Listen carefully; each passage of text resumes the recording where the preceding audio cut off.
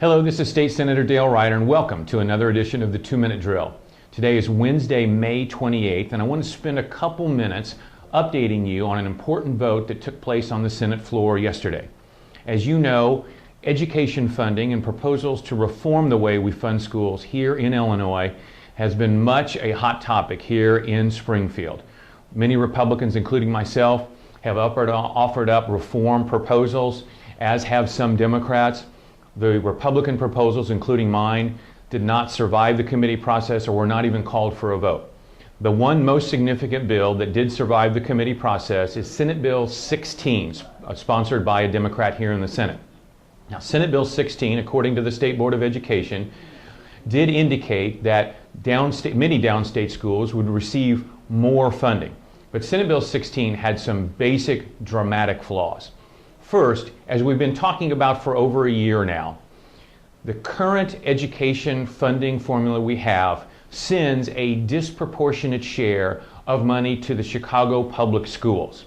The way the money is allocated by the governor and the Democrats now, the city of Chicago's public schools receive almost a $700 million disproportionate share of funds, meaning that they receive $700 million more than they would if they were treated like every other school district in the state. Now, if you and I and everyone else believes that a child, whether they go to school in Chicago or Peoria or Mattoon or Carmi, are all worth the same, then our budgets should reflect that principle. Also in Senate Bill 16, for the first time ever, the sponsor wanted to give a dollar-for-dollar credit to the Chicago public schools for making their own pension payment, something that's never happened before, which adds another $200 million on top of the $700 million I just referred to.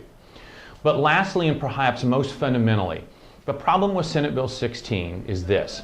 17 years ago, this General Assembly decided that we were going to establish a number, and that number was going to be the least amount of money that we could spend per student in every district of the state to make sure that a student was adequately educated. And that number right now is $6,119 per student. Senate Bill 16 would remove that number from statute. It would prorate that funding at 84%, even less than the House Democrat budget that's pending right now, still over in the House. I don't believe we can remove that number from statute, because that number is something that legislators, school administrators, parents, volunteers in the schools can all understand. So when you hear people from Springfield saying that the budget prorates the foundation formula at 95% or 90%, or in the case of Senate Bill 16, 84%, what that tells us is that Springfield is falling short of fulfilling that basic commitment of $6,119 per student. We should never walk away from that commitment. We should never take that out of statute. That's why I oppose Senate Bill 16.